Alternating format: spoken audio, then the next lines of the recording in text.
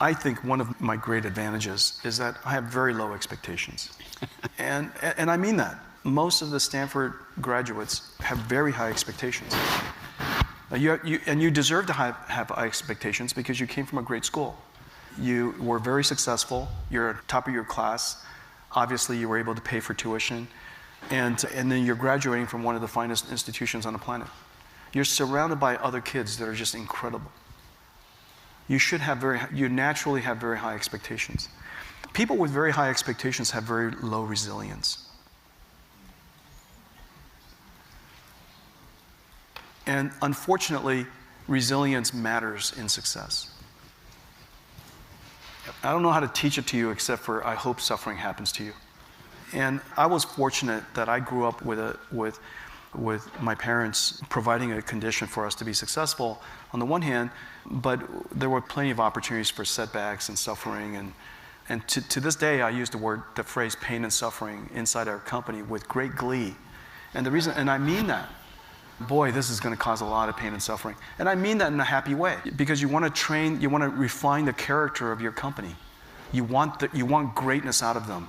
And greatness is not intelligence. Greatness comes from character. And character is informed out of smart people. It's formed out of people who suffered. And so that's it. And so if I could wish upon you, I don't know how to do it. For all of you Stanford students, I wish upon you ample doses of pain and suffering.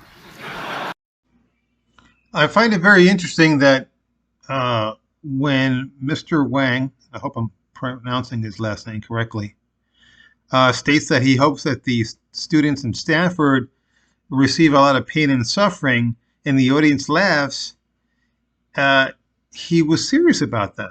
He was serious about that, and the people, which makes it funny to me, is that they're laughing at something where he's dead serious about.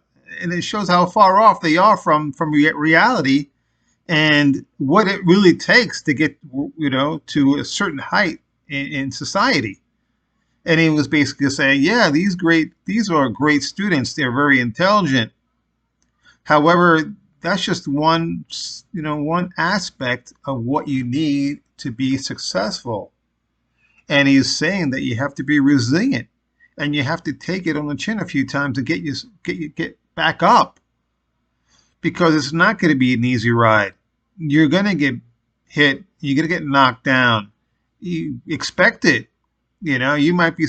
And so when he was saying that he didn't have very high expectations, that it was kind of a blessing to him, because where he was happy. He was maybe moving along in his business, a very small business, and he was getting knocked around, and his business was getting knocked around, but he was happy because he didn't have, he didn't want to be a Fortune 500 company. He just wanted to make this product and have it be successful, as opposed to maybe Stanford students who want to make, $1 billion by making an app. All right, you have to learn to pray. You learn to pray in the same way. Lord, teach us to pray.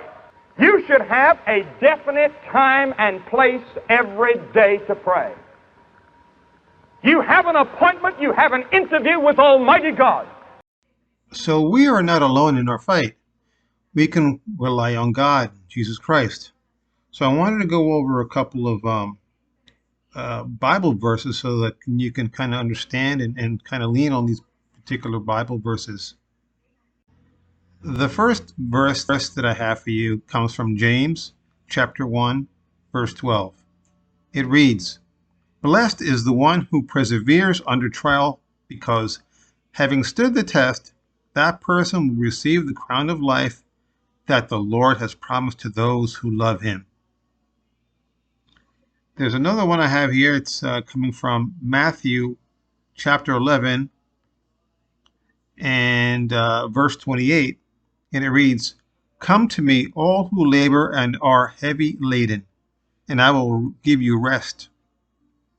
And the last verse that I have comes from Philippians chapter 4, verse 13. "I can do all things through Christ, which strengtheneth me." So hopefully these verses will give you the strength and the perseverance and the resilience to provide you the ability to get past some of the, when life knocks you down, you have to get back up. And fortunately, we have Jesus Christ and God the Father who are on our side. As long as we are faithful to them, we will get those particular favors from God and Jesus Christ. So that's for the video for today. I want to thank you for listening to me. If you liked the video, please give it a like. And as always, God bless.